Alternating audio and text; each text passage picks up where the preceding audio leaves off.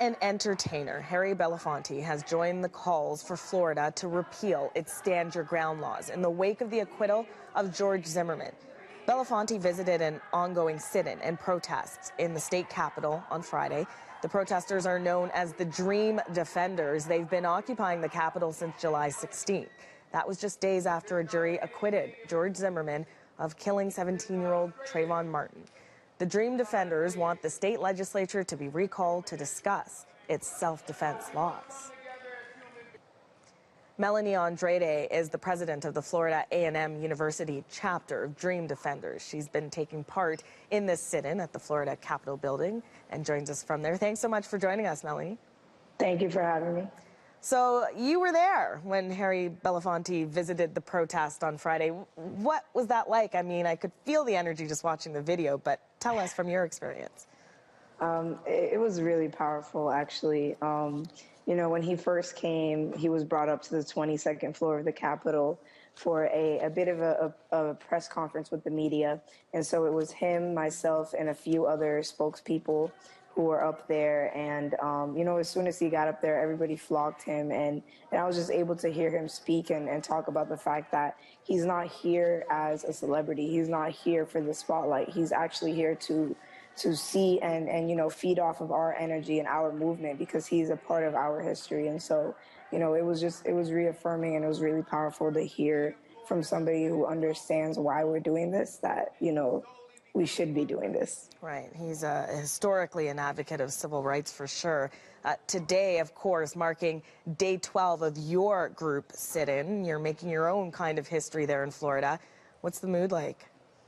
The energy is pretty high. The energy is pretty high. Every single day, the security has, you know, kind of upped the amount of security that we have. But we all understand that, you know, this wasn't supposed to be comfortable coming into it. So we're keeping our spirits high and just utilizing the space that we have. As you can see, I mean, we're in the governor's office. I mean, we've basically taken over the Capitol. It's our home, and it has been for the past 12 days. And so what's the security been like in response to that, and along with the food situation?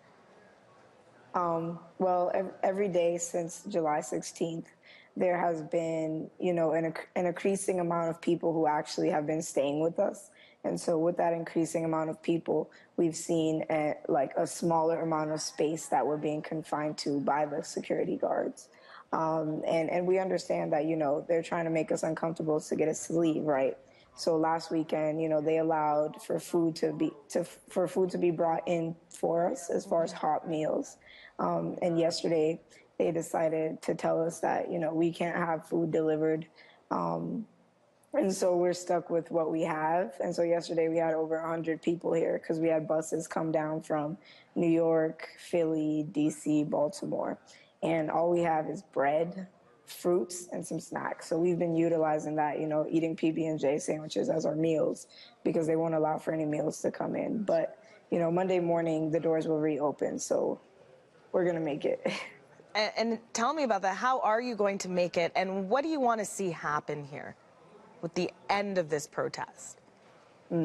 Well, this is actually something that a lot of people have been calling a protest, an occupation, a sit-in, but it's something that, you know, it might look like all of those things, but it goes deeper than that. So it's something we're calling a dream in. We are the Dream Defenders. But basically, we're demanding that the governor of Florida, Governor Rick Scott, convene a special session of the legislature, like you said, not only to discuss Stand Your Ground and the repeal or the reform of it, but to start looking into the actual environment that created the murder of Trayvon Martin. That environment includes racial profiling, the school-to-prison pipeline, which is, as it states, the direct funneling of young people who just happen to be predominantly Black, brown, or poor people from their schools into the jail system, into the criminal justice system, into prisons.